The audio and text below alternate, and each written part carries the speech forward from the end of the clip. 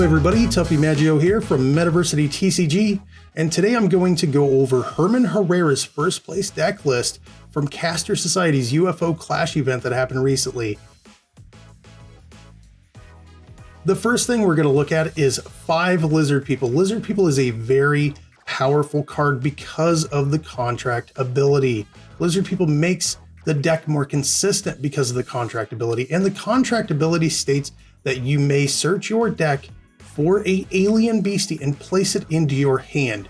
So you're able to search for your combo pieces and other aliens just to flood the board. That's very relevant and it will win games. The next beastie we're going to talk about is Atmospheric Jellyfish. It is a 1-drop, and the contract ability states that if it is the second beastie that you contract on your turn, generate 2 Cosmic Aura. So that allows you to do things like on turn 3, you can play Lizard People into Atmospheric Jellyfish, add 2 Aura, then play another Lizard People, and that allows you to search for another card. So a lot of the cards in this deck is more about targeted searching. So essentially it's better card draw sometimes.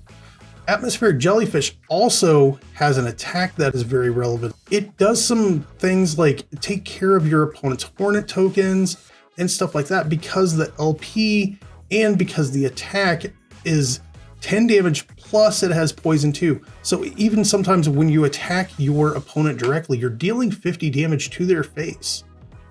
The next card we're going to talk about is Fresno Nightcrawlers, aka Mr. Pants himself. So he has 2 traits that are extremely relevant. The first one is the Spirit trait, so it cannot be attacked. The second one is Fleet, so you can use it immediately when you contract it. So you can attack with it for 50 damage, and it can never be attacked. So the Spirit trait is actually really relevant in this deck because of some other cards, and we're going to go over those here shortly. The next card wins games in most Cosmic decks, and that is the Reptoid Ruler. Reptoid Ruler has 2 traits, and that is Fleet and Stone Skin. When you play it, you get to immediately use it. It has 2 powers, and the first one gives all of your beasties Tribal Boost. And Tribal Boost is extremely important in this deck because you can flood your board with aliens, and when you use Reptoid Ruler, you can sometimes give your aliens plus 50 attack, plus 60 attack, sometimes even more than that, just in case you're playing against a mirror match. Wow, that can get huge. So Reptoid Ruler is a key integral part of this deck. Now, the next card we're going to look at is Dark Watchers. Dark Watchers also has the Spirit trait, and it has a very, very relevant power. And this power basically says you can look at the top 3 cards of your deck. If there's an Aura or a Terra in those top 3 cards, you can place that into your hand and then put the other cards back on top of your deck in any order. So sometimes you're just going to completely miss, but you're going to be able to stack the top of your deck with the cards that you want to draw. Sometimes you're able to put 4th of July on top, New Beginnings, Bookmarks, that sort of thing. And that is extremely powerful. And with the Spirit trait, it cannot be attacked. The next card we're going to look at is El Verde Entity. El Verde Entity is a 4-drop, but the thing about El Verde Entity is that it is extremely, extremely powerful. The reason why is the contract ability. The contract ability lets you return any number of cosmic beasties that is on your side of the field back to your hand, and then your next cosmic beastie you play costs 1 less for each beastie you returned. That works very well with Flatwoods Monster, and Flatwoods Monster is one of the key pieces to this deck. It is a 4-drop alien, so it's searchable by Lizard People, and when you contract it, you pick a page type, and players cannot perform actions with that page type until your next turn. So let's say you play it and you choose Aura. Well, guess what? Aura pages cannot be contracted. They can be fatigued, but they can't be contracted. You can get this out on turn 2 sometimes, and if you're playing first, you play this on turn 2 and say Aura, your opponent can't play Aura. If you name Beastie, your opponent can't attack. If you name spells, your opponent can't play spells. It is a extremely powerful card, and El Verde Entity combos with it really well because you can play Flatwoods Monster and then El Verde Entity to bounce it back to your hand. So the next turn you can replay it, and then you can play your other El Verde Entity, return your Flatwoods and the first El Verde Entity, and keep on just with that loop so your opponent isn't able to do things, essentially locking them out of the game. So then we have a whopping 5 aura effects in this deck because you want to be extremely consistent and extremely fast. The next cards that we're going to talk about is the 2 bookmarks. That's very standard in most decks. New Beginnings, that actually fits better in this deck than New Year's New Beginnings because you don't want to discard cards. You want to shuffle them back into your deck so that you can draw them later on. Power Up Red is a staple in any Beastie style deck. 4th of July is very powerful in this deck because it allows you to set up your combo. By preventing your opponent from attacking on the next turn, this means that you can play your Aurifacts and then 4th of July so they can't attack your Aurifacts, and then you're able to have a lot more aura on your next turn to play multiple cards.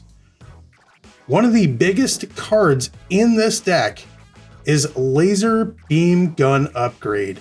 We've seen Herman in the finals destroy multiple Quetzes because he was able to put these on evasive beasties that could not be attacked and then continually just ping things for 30. And then we have Dampen in the deck as a 2 of, and Dampen is a very important card in the deck because it does stop problem spells. It's also very good against the Gassy Torrential combo deck that is extremely threatening to every deck out there. Dampen really does help in that matchup, and I love seeing 2 of them in this deck. We just went over Herman's main deck. I really like the caster gun upgrades. I think that is a very unique tech option, and I think a lot more cosmic decks are going to adapt those. Everything else seems like it's becoming a standard cosmic deck because of Flatwoods Monster comboing with El Verde Entities. We can see this for a while in the metagame, and I'm really liking the deck. Herman's side deck for the tournament. Herman decided to go ahead and play 1 Supernatural Black Hole. Supernatural Black Hole is a good answer to decks that go wide, such as Fearsome Critters. It's also good in the mirror match, and actually really good in a lot of matchups. I prefer to have 1 in the main deck myself, but Herman decided to go ahead and play 1 in the side deck, and 1 being available in the entire list is better than none. The next card is First Anniversary Celebration. First Anniversary Celebration is really good against the very evasive decks, like Lightning, like Frost. You're able to get rid of Omikucks. You're able to get rid of Flying Beasties. First Anniversary Celebration is a very important card to have available either in the side deck or the main deck. The next cards we're going to look at is the Dampen and the Water Aura. So the Water Aura is the 3rd water source in the deck. It's really important to be able to have your Dampens consistently and have your aura for those Dampens consistently in the matches that Dampen is very good, like the Torrential Gassy combo decks. Bubbling Brew is a direct answer to Gumberoo. It makes Gumberoo explode. It also has a relevant effect as the second effect against decks that play a lot of small beasties or beastie tokens. The next card we're going to look at is Lightning in a Bottle. Lightning in a Bottle works with multiple cards in this deck, such as Hateful Demise as well, because Hateful Demise destroys a beastie with 2 or more traits or magic proof. Sometimes you're going to use Lightning in a Bottle on a beastie to give it a second trait, then you can use your Hateful Demise on it. So if you run up against a matchup that has some beasties that you immediately have to deal with, then you're able to immediately deal with it. But Lightning in a Bottle plays an important role, especially with those Hatefuls. And Hateful Demise plays a really important role because it destroys quetzes, it destroys frogs, it destroys crabs, it destroys problem beasties that sometimes you just can't deal with. So Hateful Demise is a direct answer to those, along with the 2 dark aura that is included in the side deck to make those Hateful Demises very consistent. Because you're playing 4 Hateful Demise, you want to be able to sometimes even play it on turn 2. The deck has 6 dark sources, and that means that you are going to be able to play your Hateful Demises more consistently than if you only had 4 or, even 5.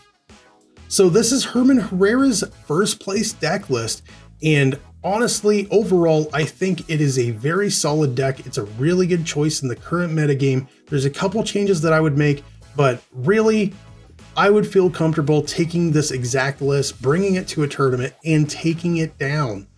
Thank you everybody for tuning in. Please like and subscribe to the video, leave a comment, and I'll catch you next time.